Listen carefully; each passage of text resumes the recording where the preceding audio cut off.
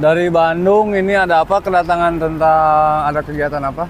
Baik. Ada pelaporan apa? Pertama-tama saya sampaikan ini merupakan kali ketiga aliansi ke Jakarta ke KPK. Yang pertama itu pada tahun 2024 bulan Juni, lalu 2025 bulan Maret, dan sekarang tanggal 10 April 2025. Nah, izinkan saya membacakan pernyataan sikap untuk kegiatan kali ini.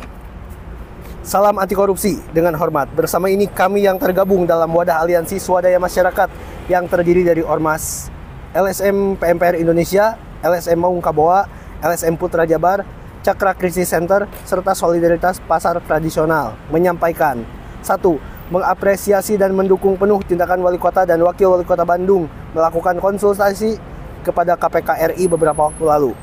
Ada harapan upaya pemberantasan korupsi di Kota Bandung dapat berjalan dengan serius dan baik bersama-sama dengan KPK RI.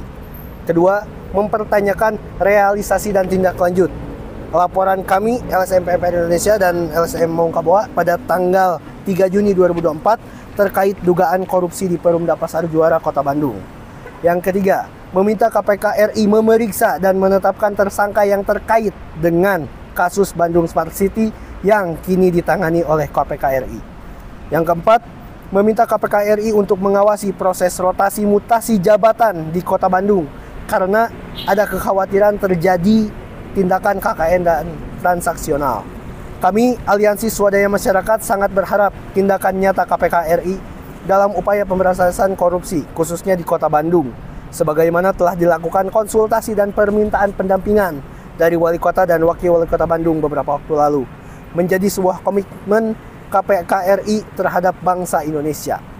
Demikian kami sampaikan, besar harapan kami KPK RI terus konsisten dalam pemberantasan korupsi di NKRI khususnya Kota Bandung, Jawa Barat. Ke KPK itu seperti yang dijelaskan oleh Kang Ajis barusan adalah kita mendukung Wali Kota Bandung dan Wakil Wali Kota Bandung atas konsultasi beberapa waktu lalu, itu pertama.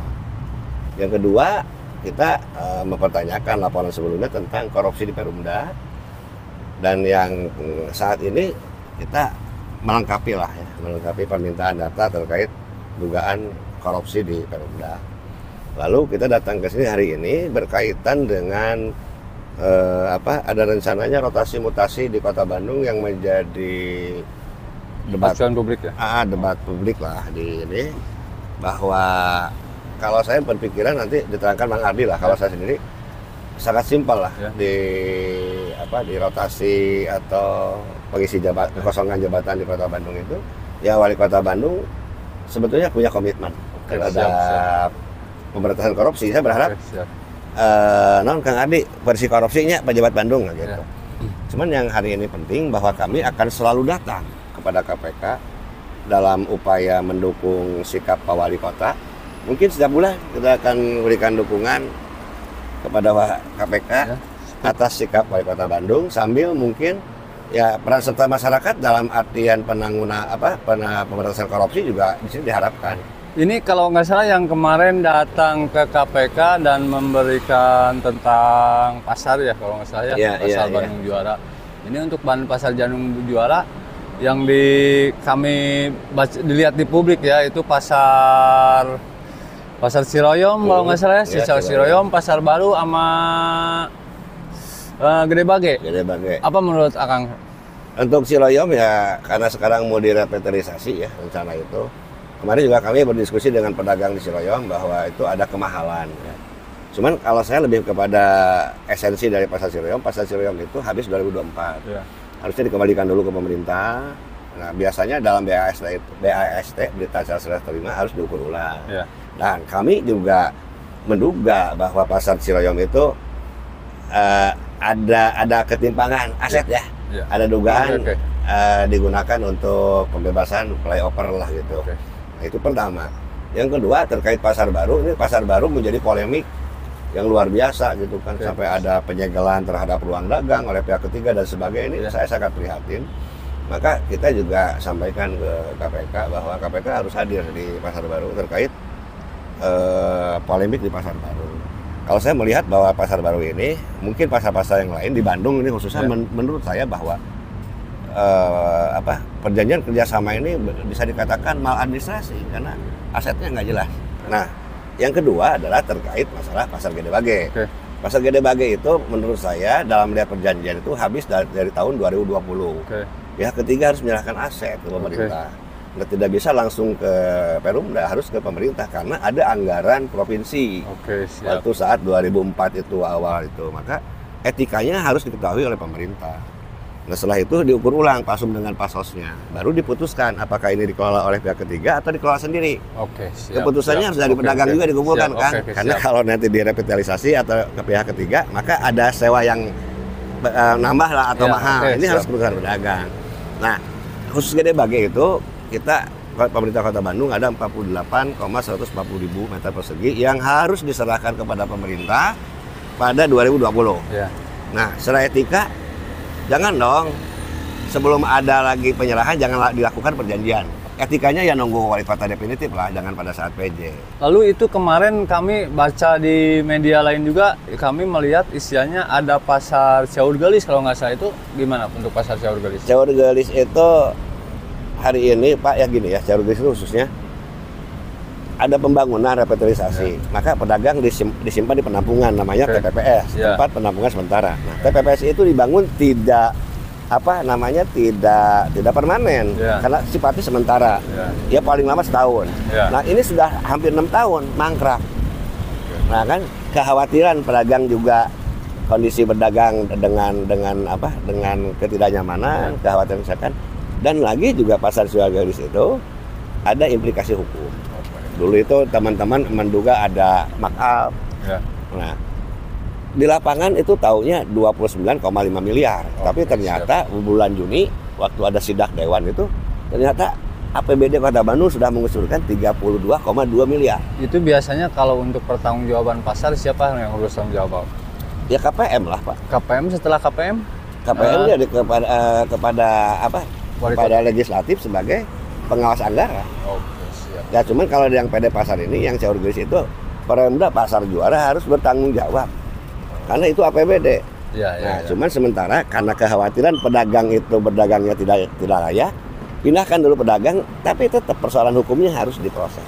Karena ini APBD 32,2 miliar. Ya, cuman secara umum ketika masyarakat tahu bahwa di media banyak janji-janji palsu untuk menyelesaikan kasus pasar, terutama PD Pasar Juara ya, terkait dengan Ciaur Gelis yang janjinya di 2024 akhir sudah selesai, itu sudah viral sih di media.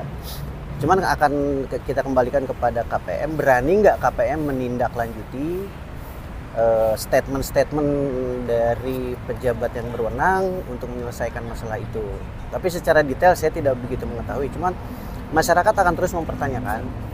Dan kita nggak akan bosan untuk menyikapi dan menindaklanjuti keluhan-keluhan masyarakat, terutama masyarakat kecil yang butuh penghasilan dan penghidupan yang layak di tempat yang layak pula, gitu, dengan kenyamanan mereka.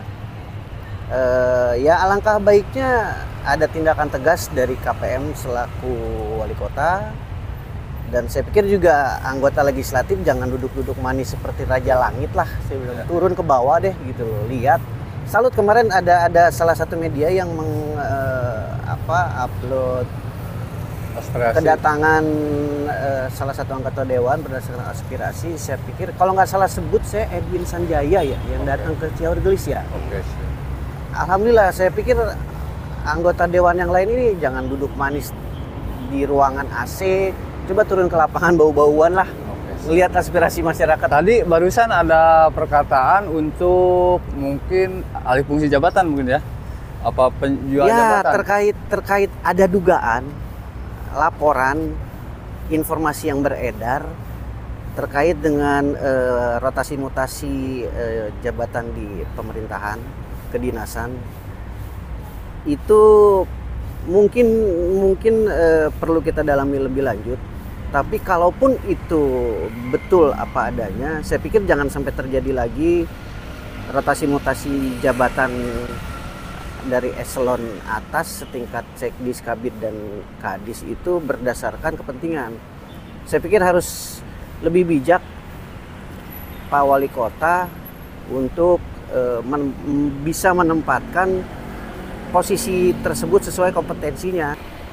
Karena bagaimanapun tidak, kita masyarakat aliansi secara umum juga pasti akan terus memonitor dinas-dinas yang nantinya kalau untuk Pak Wali Kota, kalau mereka bertindak di luar aturan, efek jangka panjangnya kan untuk pemerintah Kota Bandung juga ya. Oke, untuk ini rakyat untuk juga. Wakabua, maaf ya, untuk Wakabua ini mau menanyakan untuk harapannya untuk orang Bandung ya, yang mengatasnamakan aliansi orang Bandung, dan dari Maung Kaboa, dari PMPR dan dari aliansi yang lainnya, itu apa harapannya untuk Kota Bandung itu sendiri?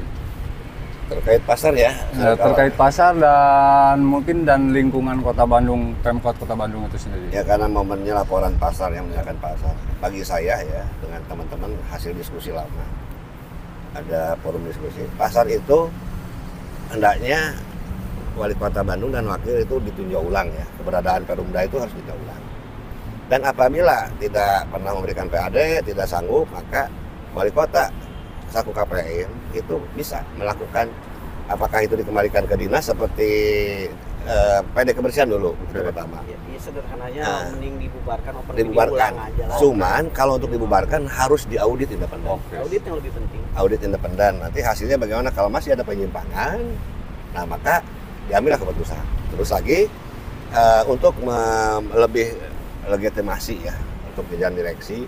Karena kemarin seleksi jajaran direksi itu dilakukan pada saat PJ ya. Maka banyaklah silang pendapat di situ. Maka saya berpikir kayaknya ke Wali Kota harus berani melakukan open bidding ulang jajaran direksi dan jajaran pengawas. Kebetulan juga ada yang kosong satu direksi. Kan begitu. Itu harus disesuaikan dengan program-program pemerintahan Pak Rohan Erwin dong. Itu sangat berhak selaku KPM. Tidak terlalu rumit gitu kan untuk bisa melakukan open bidding ulang. Nah, untuk Kota Bandung itu saya tetap bergantung kepada harapan ya. Harapan saya melihat Kang Erwin dengan Kang Farhan ada upaya konsultasi ke KPK, itulah harapan saya. Mungkin dengan harapan itu Kang Erwin dengan Kang Farhan punya niat baik tulus memberantas korupsi. Dan hingga korupsi di Bandung itu bisa hilang, bisa tertib, masyarakat bisa sejahtera gitu kan. Oke, siap. Oke. Itu ada yang mau menambahkan lagi? Paling saya satu lagi gini, saya hanya mengingatkan kepada Wali Kota Bandung dan seluruh jajarannya, terutama di instansi kedinasan, jangan berpikir bahwa kedatangan kita ke sini main-main. Tapi intinya untuk seluruh dinas di Kota Bandung, kita akan bantu mengawasi tindak tanduk secara keseluruhan di seluruh dinas di Kota Bandung untuk membantu kelancaran program pemerintah Kota Bandung. Jadi semoga tidak ada hal-hal yang lain seperti kejadian sebelum-sebelumnya bertindak di luar jalurnya. Paling itu aja sih kita. Mungkin dari saya cuman kita mungkin akan terus mengawal program kerja dari Wali Kota Bandung dan wakilnya, terutama untuk kebijakan-kebijakan yang akan dilaksanakan.